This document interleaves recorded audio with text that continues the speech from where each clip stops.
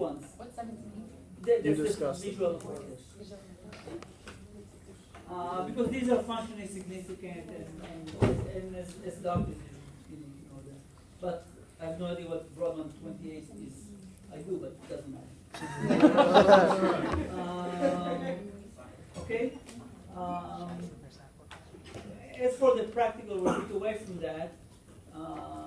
But the practical is also, like the anatomy practical, it's very straightforward as a thing. You need to just, what is the structure, no questions. You do need, like in anatomy, spend time in the anatomy lab. It's a bit more tricky because, as I said at the beginning, if you see a heart, you can almost immediately tell what it's doing. It's not the same way in neuroanatomy. I do suggest going over, of course, the specimens that you have, but also the museum. There's a lot of specimens in the museum. We try not to take specimens out of the museum for the exam, but we have everything there, so you can go over it. As we progress in labs, we get deeper and deeper into the brain. As always, we don't have like a secret stash of brains. This is what we have. Okay? So go over it. Certain labs are more high yield than others, but as I said, as we go through the lab, especially the cross section, okay, we do horizontal and frontal sections. So go over that. But that's next week. We'll be right after that. Other than that, any questions? Yeah. How many questions will be on the exam? The first quiz is 30 questions. Does that include embryology? Sorry? Does that include embryology? I have no idea because I submit my 30 questions to the program. Oh, you submitted 30. Yeah, Ido and I submitted 30. 34. Because neuroanatomy. They might be imaging today. Sorry? It might not be on this quiz. Image, again, I don't know. Because I submit my 30 questions and I have no idea what else do they do. But That's the program. Ido. No, it's not Ido. But also, again, our questions But are Ido very is also submitting straightforward. questions in embryology. Guys, our questions are very straightforward, and some of them are sort of clinical. I always, people expect me to write the program, doesn't matter which one. No, also the Israeli. Clinical questions, it's fine, but just remember that it always begins with a story. The spinal cord is brought into the ER without a human attached to it or something. So what's the problem? Something like that. It's not a clinical question. It's an anatomical question. This structure is injured. What will be the consequences? Okay. Anything else? Okay. Yeah. For the practical, is this identifying structure no function? No. Just the data. Identification. You don't have to write anything aside from the name of this guy. One other for the lab exam. Sometimes, like we were told last time we had anatomy, that we were responsible for structures covered in class that were not in the lab manual for the lab exam. Is that the same Okay, this so time? everything that is covered in the dissection manual, highlighted or written down, doesn't matter if it's in the text or definitely on the image. Okay. I don't think that in neuroanatomy there's anything that is not in the lab manual. Okay. But honestly, I don't remember. If there is anything, it's going to be like maybe 3% out of the entire exam. Nothing, because it's not fair. So most of it, almost all of it, is going to be out of the exam. And again, some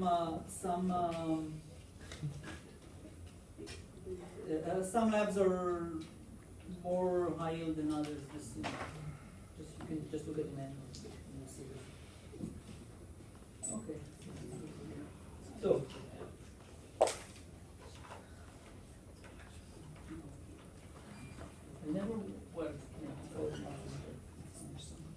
So we're going to discuss today the spinal cord, and I have no idea who that person is, by the way. It's just off the internet. She's probably a very poor anatomist, but I I don't know. But actually, you all know Baha. Baha and I spent time. We took a course in Michigan actually to how to do this plastination process. Do the bodies exhibit? Sorry? Do the bodies exhibit? Yeah. Well, not for the body. We know how to do it for here, but it's not something. It's not something that we. They're not extra, No, we don't do it. Anyway, so the spinal cord, very important thing, is within the spine. And just to sort of remind you, we do have several parts for the vertebral column. The cervical vertebra, which is always 7. By the way, in all mammals except one, it's always 7. Doesn't matter if you're a mice or a giraffe.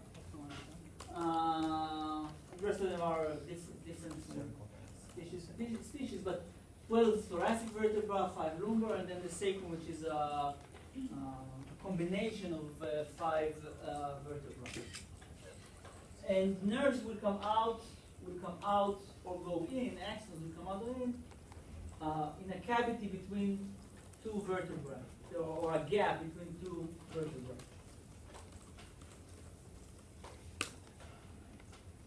What?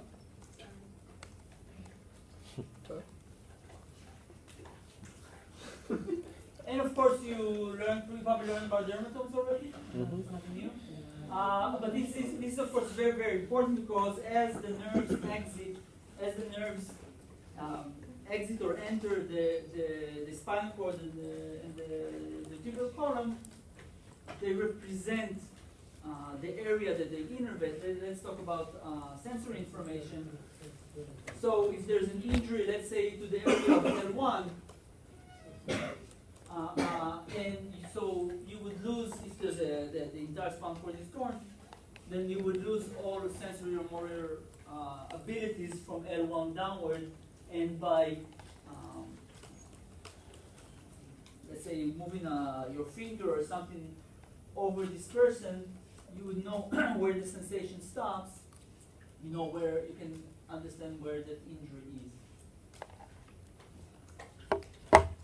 Another important aspect that we'll go back to later is the fact that the spinal cord doesn't go all the way through the vertebral canal. Okay, it doesn't go. The last sacral bit doesn't go all the way down to the sacrum itself.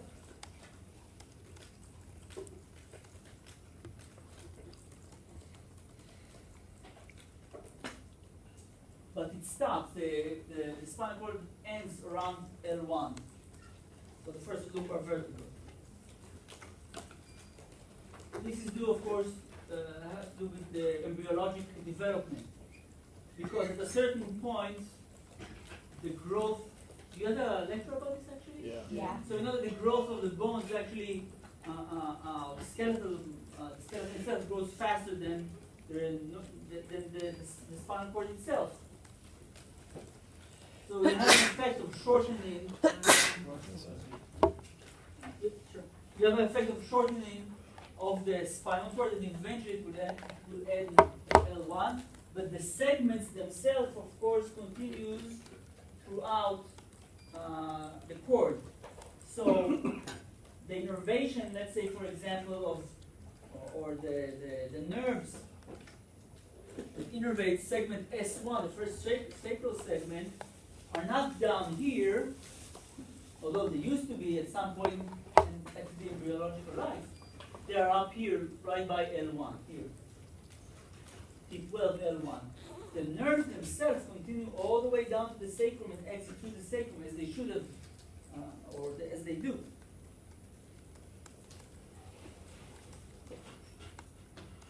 So there's a difference between the spinal cord segment as opposed to the vertebral segment. Okay?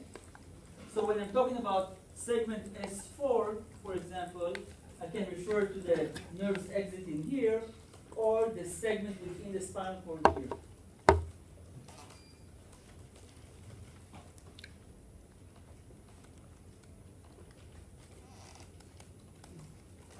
And that is of course very, very important. Which is why, of course, when you do a lumbar puncture, it's called a lumbar puncture because you go usually between L2 and L3. So it doesn't matter if you do an epidural block or you do a spinal tap. Usually you do it beneath L1. You take a safety gap and you do it between L2 and L3. Yeah. What's the rule for gauging the spinal nerve based on the vertebrae number? Well, it's if I understand your question, it has to do with the embryology because at the beginning, this is S1. The length of the spinal cord was all the way down to the end of the canal, of the vertebral canal. As we grew, and developed, it becomes like this. Sorry, let me rephrase. So if you're looking at vertebrae, let's say T6, T7, you see a spinal nerve exiting. Yeah. What number nerve is that? So you have to look at this map and remember it, because T6 and T7, let's say it's around the segment is 7 and 8, which means if you look at this picture, it goes here. You see that it's T7, T8. You can see where it is in the thorax. Depends where it's going. But it will get sort of important as you descend downwards, because you have the nerves of S2 exiting at the sacrum, but the segment within the spinal cord is up at L1. Okay? Where did you say you do the spinal tap? What was that? So you do it under L2, between L2 and L3. Usually it's by you have the wing of the pelvis here, the ilium, yeah, it's called the ala, the top of the ilium here. So you go like this, and this is around L2, L3. This is where you tap. You ask the person if it's a epidural block, you ask the person to sort of flex like this. Yeah. Well, not exactly fit. You can do it. You don't have to lie down. Usually you do it sitting on the bench, and then you go like this, and the needle is inserted. When you bend, of course, the vertebra will sort of open up, and then you go in between. It's a very easy procedure. Not that I've done anyone or did it by myself. Amazingly, by the way, about at least in Israel, only 50% of women in labor are asking for epidural block. Which I found. Israeli woman, huh? I'm sorry? Yeah. There's a lot of misunderstanding about problems with epidural, but we'll get to that. Okay. So the basic structure of the spinal cord and its meninges is very similar to what we found in the brain. So we're looking at the vertebra, and we see in the middle the spinal cord itself, and it is surrounded by the three layers that you find in the brain: the pia, the arachnoid, and the dura.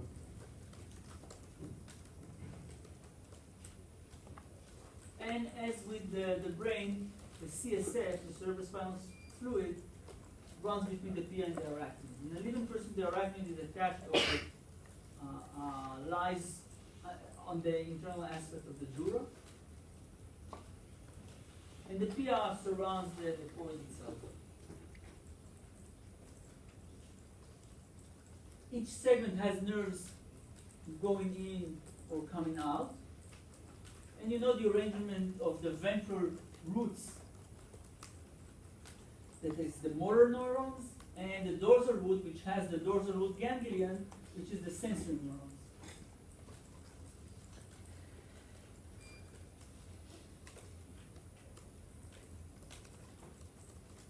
And they merge together, of course, to form one spinal nerve. Within that spinal nerve bundle, we have sensory, we have motor, we have sympathetic and parasympathetic nerves. Depends which area of the body we're in.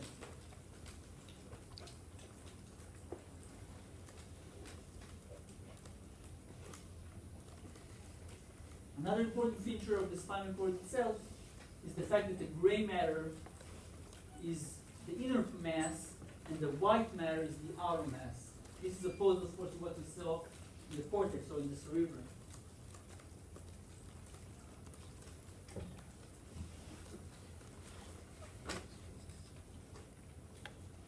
Okay, this is what looks like an horizontal section.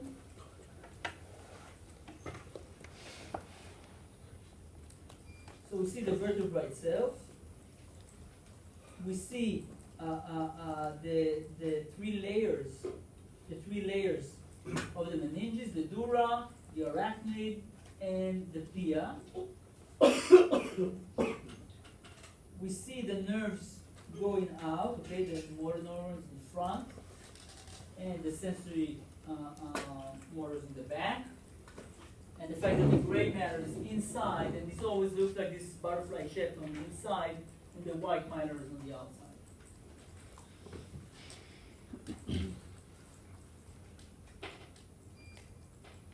On each segment, the pia, and just the pia, creates a ligament that goes laterally here and here. And this is called the denticulate ligament. And it is part of the pia.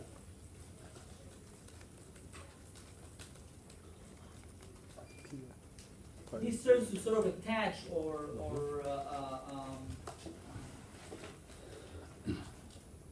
attach the spinal cord to the sides of the vertebra to keep it in place.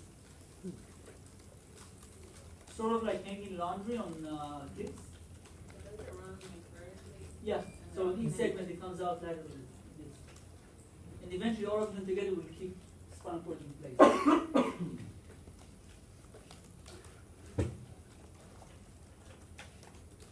Would that happen also at the lower levels where there's No, where the no, it's only on the no, only at the spinal cord itself. Doesn't go downwards.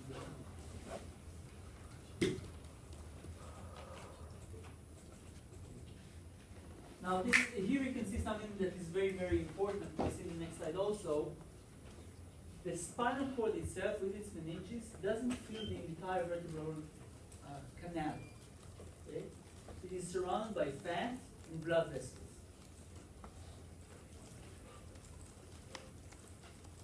And that is the epidural space. Now, in the brain, in the cranium, the dura is attached firmly to the skull from the inside, right? That's not the case with the spinal cord and the vertebral column. Because here, it lies within the canal. There's a lot of tissue, usually it's fat tissue around it. So the epidural space is not a potential space, it's a real space. And when you inject an epidural injection or block, you do it to this space. You don't even go into the area or you don't pass the dura, you don't go into you don't, well, if it's a block, you don't go into the CSF area, so, okay? Only when you're doing a spinal tap, you need to go through the dura. Which is very important because that, of course, lowers the possibility of injury to the spinal cord because you don't go to the spinal cord. You're outside the spinal cord. You're outside the dura.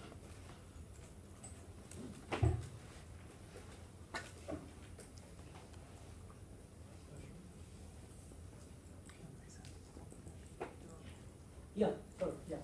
So, are the blood vessels within the fat? Yeah. I'll show you the next picture. Go to the next picture here. So it's the same picture, but you see there's a lot of blood vessels within.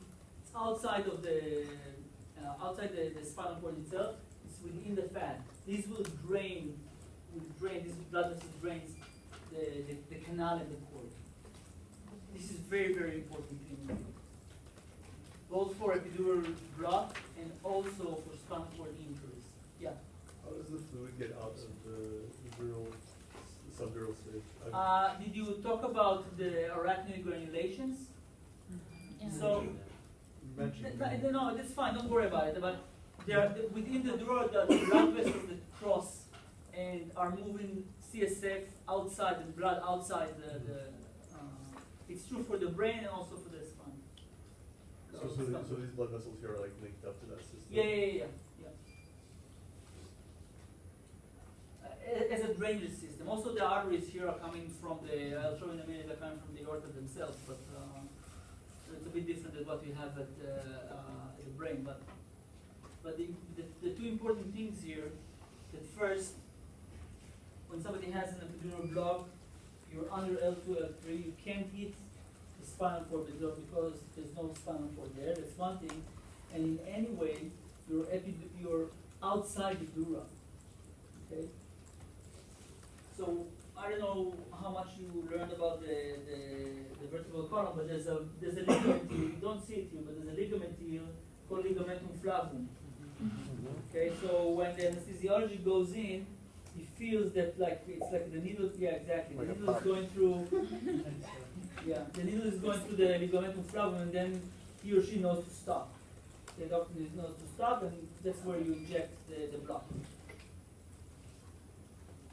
If they do that, a spinal tap, they will continue with another pop as they go through the dura. So unless the anesthesiologist is like really bad, they won't go into the dural space, the subdural space. They will remain in the epidural space. What happens if they go to the subdural space? Sorry? What happens if you inject the... Nothing. You get a very big headache, and it goes away. But there's no, people think that if you get an epidural, women before giving birth, they think they can get paralyzed from it. You cannot. It's very, very rare, and most complications are due to you're allergic to the medicine. To the drug itself. Which is, by the way, anybody who got it's the same. The block is the same as you use for when you go to the dentist. Lidocaine? Lidocaine. It's not exactly lidocaine, but it's the same family of drugs. Does it work the same sort of way as if they're giving like a nerve block, like a femoral nerve block or something? It's exactly all of these. Most of these drugs works is then they shut down the pumps, the calcium, not calcium, Sodium pumps, sodium potassium pumps. They close it down so there's no nerve, there's no impulse going over the nerve. That's the way they work. Because there's no, of course, this is an axon. You cannot block the synapse because there's no synapse there. So you block, you block the passage sort of the electrical current passage. And so if you didn't get an allergic reaction from being at the dentist, it's fine, you can have it. So it's some. I'm telling this from the side of being a father and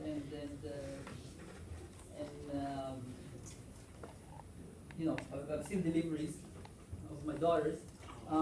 It's very painful. Also to me. For you or for the? Yeah, I was gonna say. No, my wife actually, my wife asked for an epidural injection from the security guard of the hospital.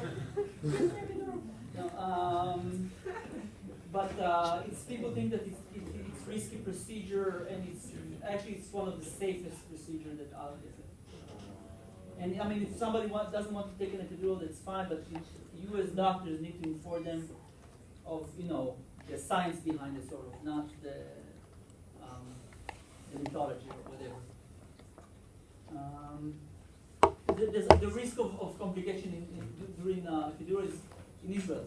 It's around 1 in 200,000 births, and throughout the year, usually an annual birth rate in Israel is around 150,000. So it's a very safe procedure. On that same note, another thing that people think that if a woman has a tattoo in her lower back, she can't have an epidural. It's also bullshit. No, it's true. It's just people say that doesn't understand what is a tattoo. I heard people saying that doctors in Israel, there was an interview that says that the ink can go into the spinal cord. So the ink can because you don't go into the spinal cord. And of course the pigments themselves are harmless if it was done properly in a sterile environment and everything. I heard there's a 50% chance of autism. While we're at it. That's the MMR vaccine, all right? Relax. Exactly. We're not getting raised. I mean, it's fine if somebody doesn't want to vaccinate or somebody doesn't want to do anesthesia, to inject epidural to, it's fine, but just have the science behind it, don't, you know, just make things up. I don't think it's fine to deny that vaccines are efficacious. Alright. That's not fine. I'm just saying. all right. I'm just saying that if you I are got you. if you're informed and aware of what you're doing, then I cannot argue with you, it's fine. Right. But to say that it's caused autism, for example, Right. is proved in many Right. research. Okay, back to the other thing that is really, really important. People tend to think that if you have a spinal cord injury, that's first of all irreversible, and then always means that there's a that the cord was severed. And most of the time that's not true, because throughout the spinal cord, it occupies around 50, 60, 70% of the canal, okay? And in many areas, especially in the thorax and the lumbar region, actually it occupies much less, and most of it is fat. What happens the other time with injuries to the back is that these small vessels will start to bleed from the trauma. And as these vessels bleed, they tend to compress, of course, the spinal cord. And you lose sensitivity. I mean, the outcome sort of, you're paralyzed because of the compression to the spinal cord itself. The difference, of course, is this is treatable. Because if you remove the blood, you have a time frame that you can do it, of course. You remove the blood from the canal, then you're fine. There's no injury to the spinal cord itself. What's that time frame? It depends on the amount of blood that is sort of gushing in there. Basically, you have a couple of hours time frame, but it really depends. Even things like the outside temperature. Of course, if you're in the middle of Milwaukee in the middle of winter, you have more time than if you're in Florida in August. But this is something that can only be, you can only test this when you do a CT scan. Okay, the clinical outcome is the same, but you have to do a CT scan to see what's going on there. So within that time frame, and of course it's not from all to nothing. It deteriorates slowly, the function of the spinal cord. So it's very, very important to scoop and run. Just pick the person, take it to the hospital, because that's where they can see what's going on there. And of course, relieving the pressure is actually quite easy. Put a shunt in and that's it. So that's something very, very important to remember. Okay, moving on. So what we see here again is what we just talked about, but this is a dissection picture. So you can see now very nicely the spinal cord itself. You can see the spines, the nerves, the roots that are coming in. This is the ventral part, looking from the back. Sorry, dorsal part. Dorsal part. Looking. It says ventral. No, ventral. Ventral. Sorry. Usually, the problem is that usually most of the dissections are from the back, and you will see the dorsal part first. But this is the ventral part. It doesn't really matter because you see the roots going in this sense. In this case, the ventral are coming out. The dorsal on the back somewhere there are going in. And in between them, you see the pia ligaments that I mentioned, the lenticulate ligaments. Here, for example, and here. Separating, or sort of making a wall between the dorsal and ventral roots. And again, hanging the spinal cord to the vertebra, keeping it in place.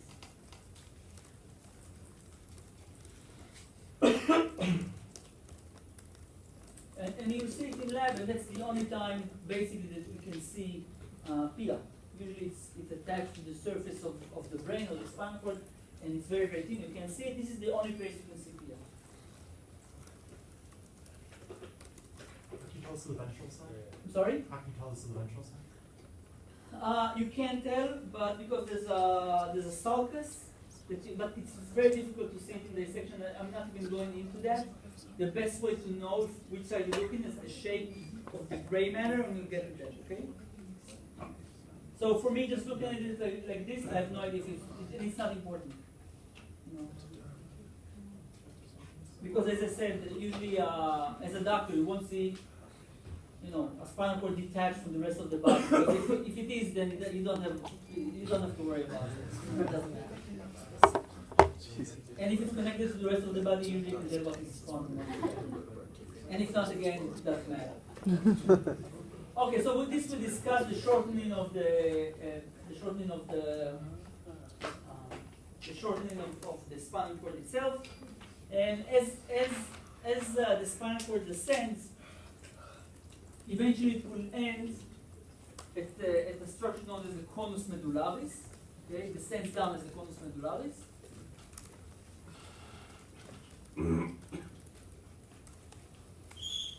But the dura itself, of course, the sac, the cavity remains almost all the way down. You can see those over here.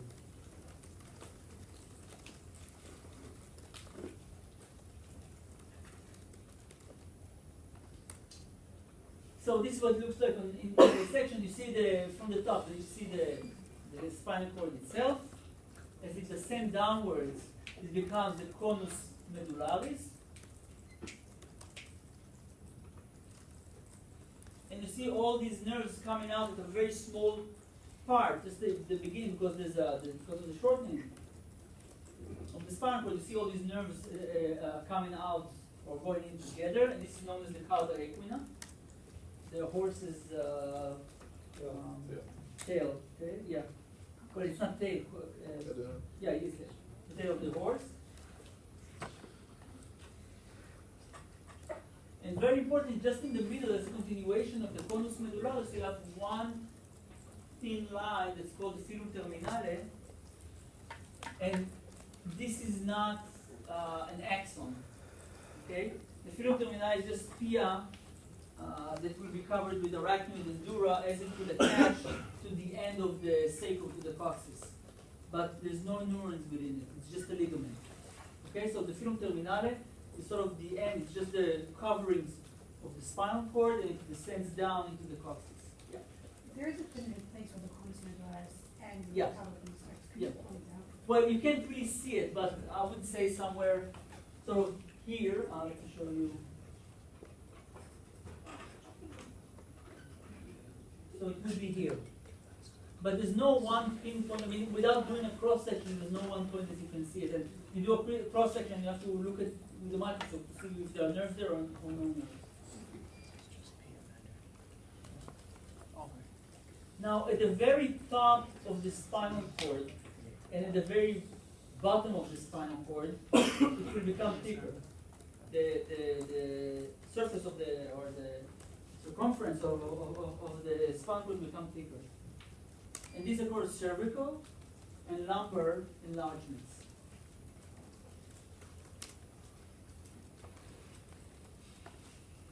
This happens because we have much more sensory and motor nerves going to the limbs. So if you have 4 muscles throughout our abdomen, we have 30 muscles in our palms or in our feet. So more nerves are going in and out, and the spinal nerve itself is thicker. And this is known as cervical and lumbar enlargements. You don't have it in the thoracic area, just at the top and the bottom.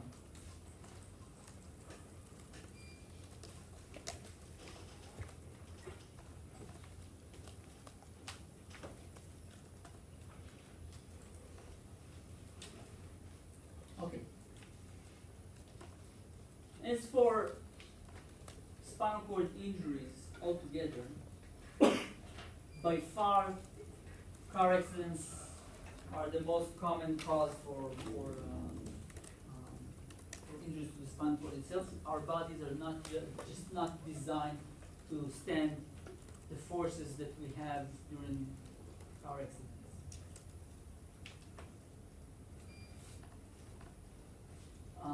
And this is, of course, also very important because as someone brought into the ER, you have to consider, did he have a car accident or, I don't know, was playing basketball. The other figures like violence and things like that, well, it depends where you live, I guess. but car accidents are pretty much the same throughout the world. I mean, like in normal things.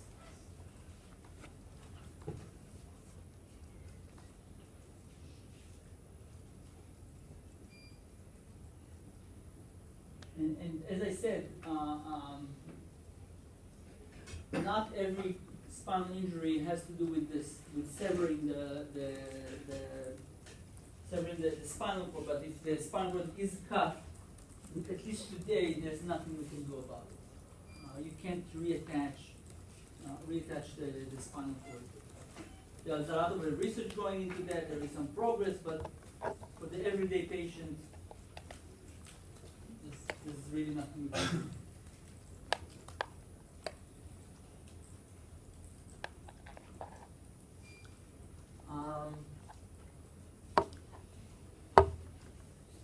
So, take good care of your spinal cord. Yeah. Are there any sort of measures you could do to help treat these patients, like rehabilitation or anything? It depends. Well, a lot of times what happens is that it's not complete severness. So if you take, for example, Christopher Reeve, Superman, that broke his. First of all, if this would have happened to him, let's say at home or with nobody around, he would have died because what happened, he broke around C2, C3. And that means you cannot breathe because once you 3, 4, 5 is the phrenic, and once the phrenic, 3, 4, 5 keeps you alive. Yeah. Once the phrenic is gone, you can't breathe by your own. So I don't know if luckily or not luckily for him, it was ventilated. I mean, they started CPR or at least then they put ventilation machine or something and relieved him. But he regained the ability to, most of the time, to breathe by himself. So yes, there is some rehabilitation, but basically, somebody like that would never walk again, for example. Not in today's technology anymore. Yeah. But how could he have regained, I just assumed he had a lower injury, how could he regain the ability? Because again, if it's not completely severed, let's say just almost all of it or something like that, and the rest of it now, because of the trauma, is inflamed or there's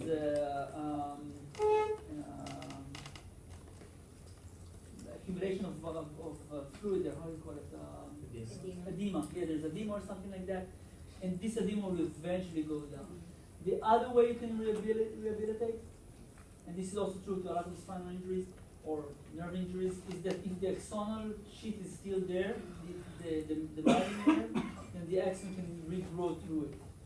If the whole thing is severed, then there's nothing to do.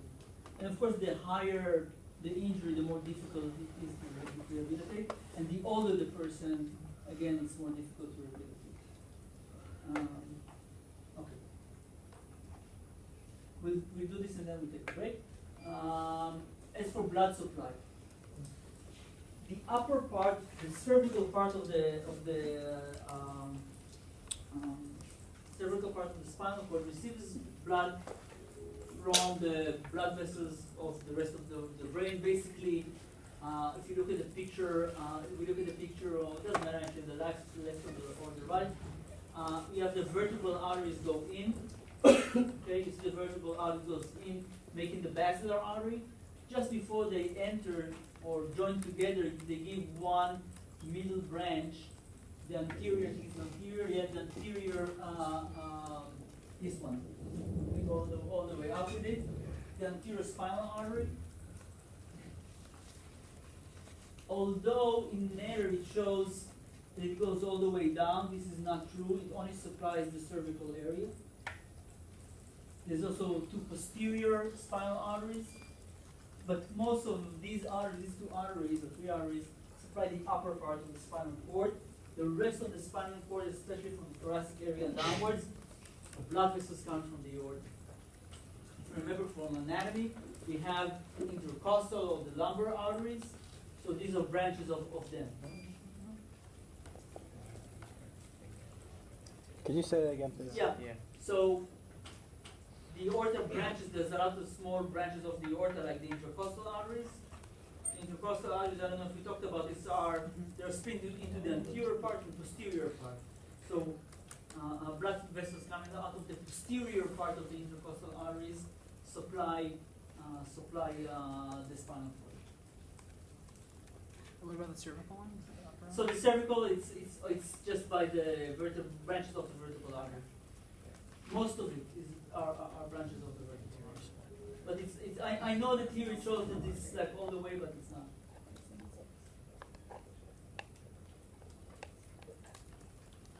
And this is actually problematic because at certain areas, especially in the upper thorax,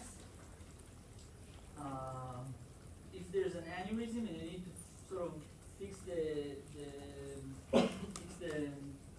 aorta, the aneurysm, you put a mesh in it, and if you block the blood flow to the, let's say, the intercostal vessels, you can block, even momentarily, blocking blood vessels that blood that goes into the spinal cord that can cause this problem.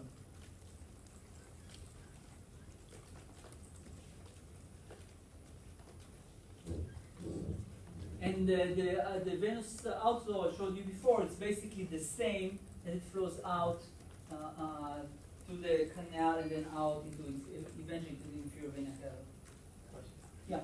So if you got a problem with the intercostal arteries, that only affect the thoracic section? Yeah, supposedly it's all anastomosis, all of them, but it's not very functional.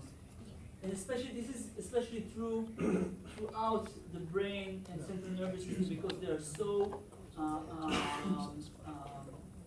the need for oxygen is so high that even if you just drop it by I don't know the amount of volume, but it can cause this problem. Okay, so we'll take a break and then we'll continue with the inner structure of the stomach.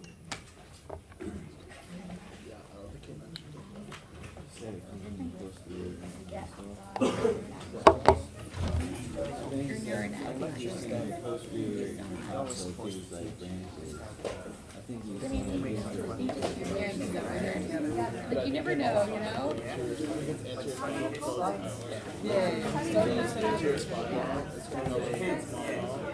Yeah, whoever did for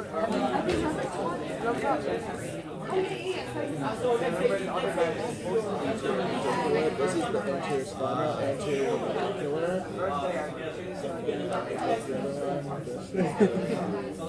experience. Posterior is also disconnected to the anterior spinal. No one will ever know.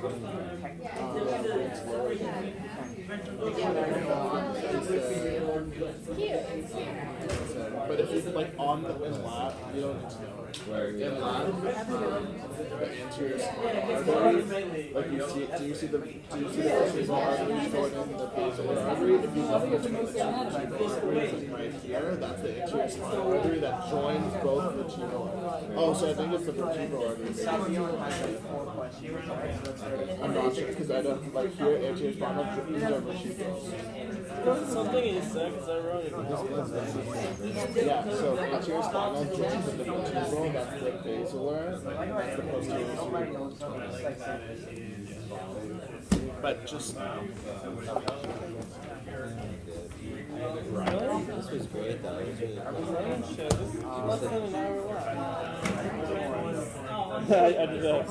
There's a couple of days that we did a couple of lectures. I'll tell you. It's way more than 4. Are we including 7? 1, 2, 3, 4, 5, 6, 7. Not including. Not including. I don't know. Do you care about Oh, I don't know.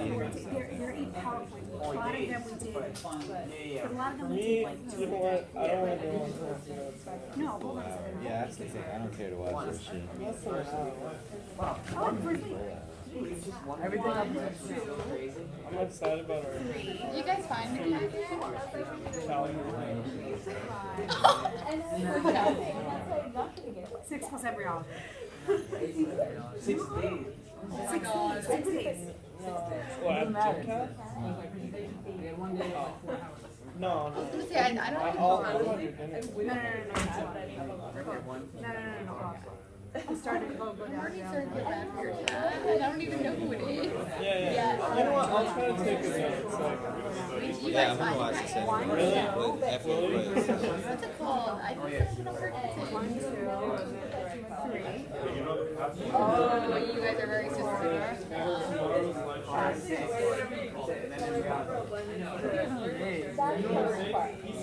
You guys already know what I'm doing. You know what colors to look for. I'm actually that with yeah. Brain topography, introduction. White fibers, early embryology, basal ganglia, and cerebellum. Yeah, diencephalon. Then you'll have And then down is brainstem, cranial nerves, and ventricular system. Cranial nerves is part of brainstem. God, have you already named this cat? Yes. Really? I love that we have What's gonna be its name? For a fact. So I'm actually thinking Minerva because that's more close. You guys keep you. And then I can tell her name. I was like, yes. You guys can give her your own names, like, you know, for you. No. Right. Definitely slides. I like mini though. Well, I can say a pocket. Yeah. The professor's still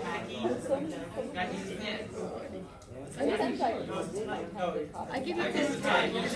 Yeah. Part of me feels happy for the kids. Probably no. I mean, if you're doing maybe. It just it sounds like it's gonna endure not like some great torture. You would never do it. I would never do it. You want to basal ganglia and cerebellum. How long have you wanted this cat?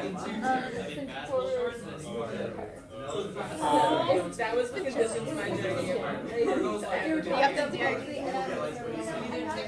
Getting into it. Yeah. Oh, I'm super excited. Apparently. Brainstem.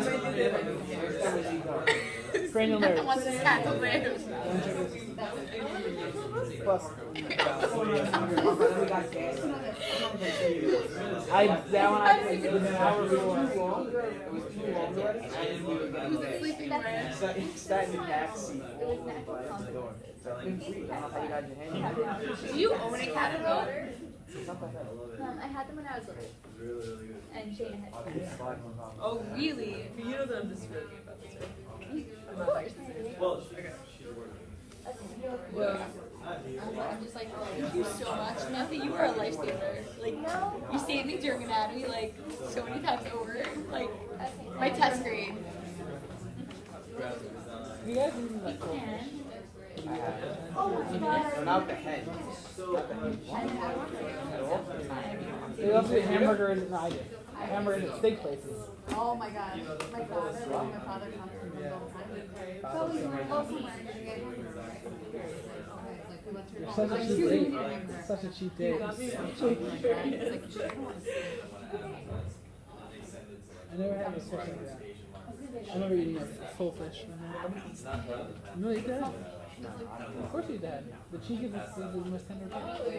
It was here. It was in Israel. One of these. Yeah. Oh, that's right. It's like I want to all of a sudden boom. I see like eyeballs and like bones. Eyeballs pancakes too. I can't believe we had an argument because she said she tasted the best chicken sandwich ever, better than anything in America. And I really got it. You had a real argument about that? Or no? If she went to eat at Zuba, she would like her a lot. And then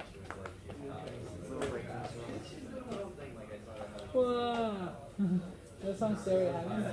Stereo Heaven? They were just brought to court. Love that one. Yeah? Because apparently they copied it.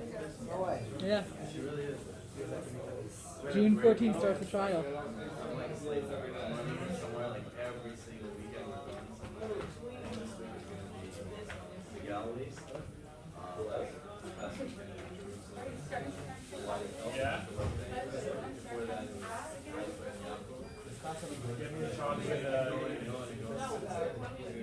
No, how do you know? I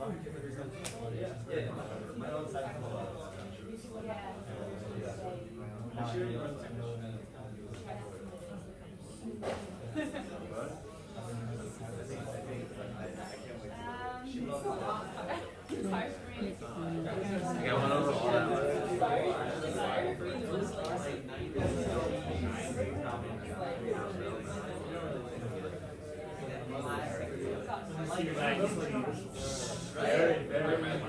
Very 90s. Yeah, man, exactly.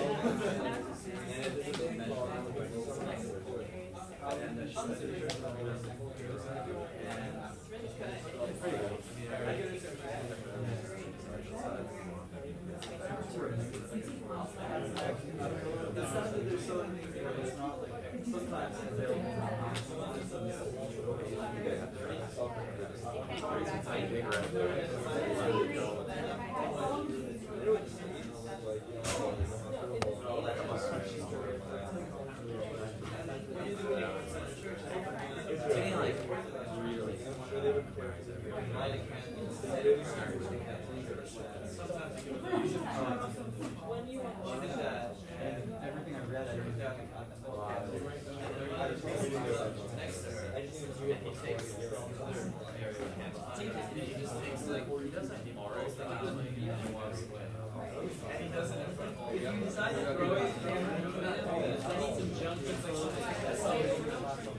make room for new ones, maybe with a I can understand but she can bring these but if you do it, So why do you scream at him? Yo, that's not good. There's always Russian messages, so that one's in red. Oh, how's it going? I found your study side in the library. I finally saw you. I always see you walk up, you sit on the second floor, like in the main area, and then come up and just disappear.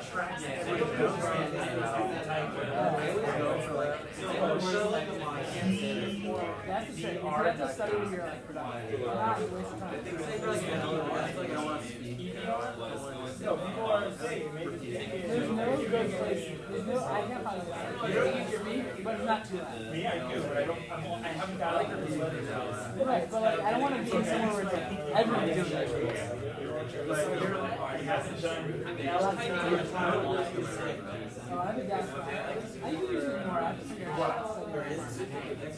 For me, yeah, but I have all of the letters 11 during You have to graduate and go on with more letters. There's only one to do well enough.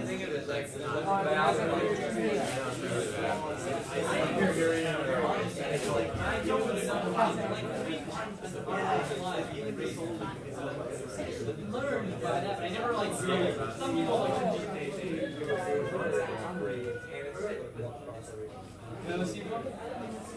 I know they won't make you ask for house else. They only make those many. Have you ever like a romance in country? And they made it for me before, and my cousin said it was not so I think. You want to make you just get to see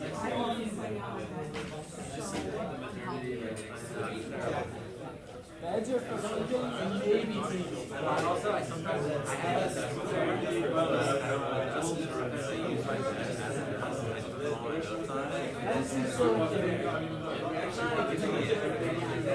I need space because I write and I highlight and I have books and it's I can throw everything out of space.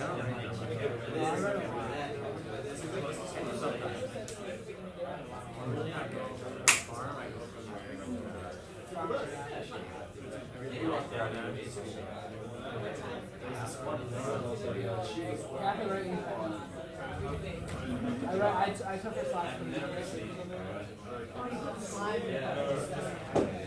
They're in the margins, so I don't have to actually.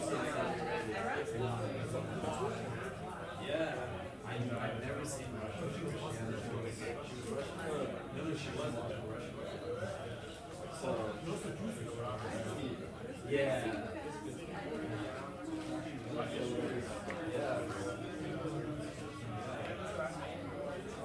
They sometimes have the cross. They have a cross.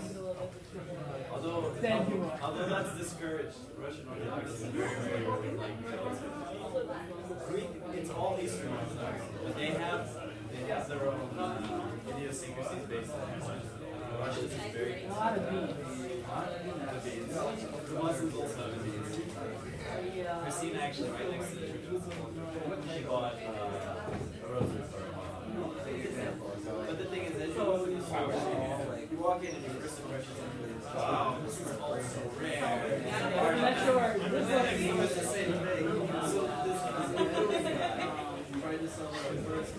all of these structures are part of the price. Quarter.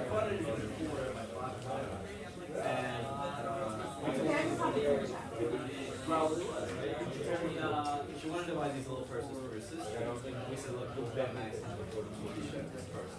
Let's say, we'll give you 8. And he's like, I paid more than 20 shekels for these socks. Okay, so we left. He walks Yeah, in. This is 20 minutes into it. I think we walked into. Study, but don't worry about it. I'm also maybe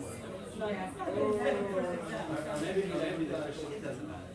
And he said, you're insulting me, you only have a budget of 20 shekels.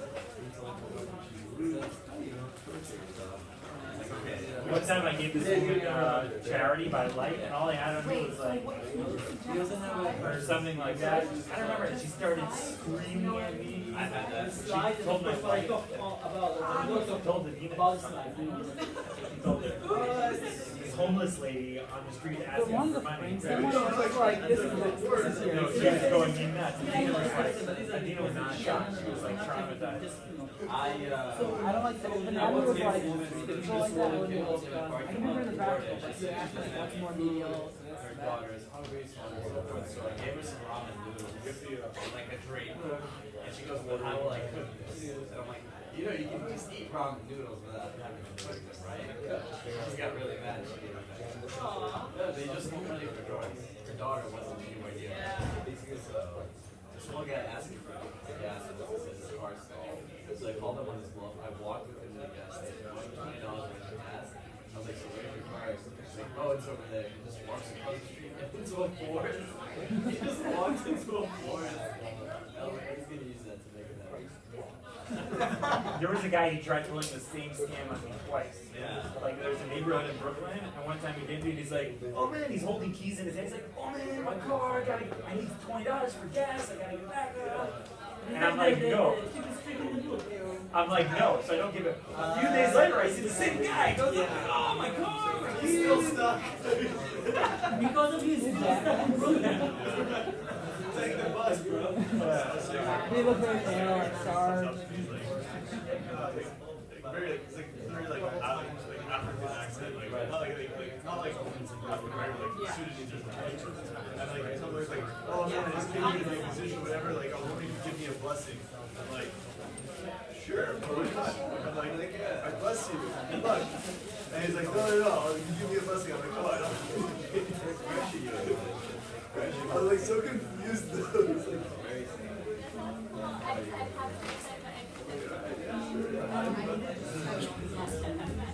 It's all about guilt, man. It is all about guilt. Are there any pure spatial questions, like this is more medial to this and lateral to that? I don't remember if there are not a lot of them. Okay. That's like, that's the hardest stuff for me. And your ID number and your credit card number. I just don't see how you can, like, especially from last week's lectures, I don't see how you can have very good questions. It's just, most of it's dry anatomy. Wait, that's what I'm worried about. That's what I don't want. What's that? That's what I don't want. Right. Most of it is dry anatomy. I know some of it is functional, like, what's it, the lateral, or the medial is for the hearing, the lateral is for, and I don't know. Inferior, superior. Northeast, southwest, it's all the same. What? You need to know everything. Hakol. Akol. Scared away my two. So your dad's learning how to type? Yeah. Oh no, dude. How long? Years. How's he doing? Edición Hebreo. Where do you get that from? Downstairs in the cafe. Yeah, what I like, it says Edición Hebreo. Hebrew edition. Yeah, it's from Mexico. Christina drinks it all the time. When are we playing tennis? That's a good question. Right now it's far too hot. We need to play. I know, but it's good. It's just gonna get hotter. We have We can play next. We'll play. How many more do we have on the play? Oh, that's it? Oh. Yo. Yes. Yes. Friday morning. You gotta whisper, yeah. Whisper. Hangover? You plan hangover? What? I'm gonna be hangover. Yeah, I'm planning hangover. To go downtown. I can't do afternoon. Oh, were you saying something? We'll figure it out. We'll play. I'll try. What was it? No, it wasn't. That was on the Yeah. We'll play after. You know I'm a listener to that shit. We'll play after. No, it's fine. What was it? Planting over. It's not, you know, it's... We'll figure it out. I guarantee you'll play. Yo, man, we should talk. People keep asking me about the quiz and the exam, so I'll tell you a little story so you understand what kind of questions I like. So my old daughter is now, she's 9.5, when she was around 3 years old. She came back from kindergarten and we sat and ate, like, this was 5 in the afternoon, we sat and ate something, and she casually mentioned, "Daddy, I have a snail in my nose." I said, "What?" I said, "Yes, I have a snail in my nose." And I looked in her nose and sure enough, there's a snail there. And of course, like being a good father and an anatomist, and you know, freaked out completely. There's no way I could have taken it out, so we went to the ER. A snail. Where are you going with this? Bear with me. So, so of course I thought she's going to inhale it, and you know, she's basically going to die, and you know. And I asked her, "Why did you put the snail?" And he said, "I found the snail, and I wanted to show it to you. And the kindergarten teacher said I should throw it away, and they didn't have pockets in my pants, so I put it in my nose."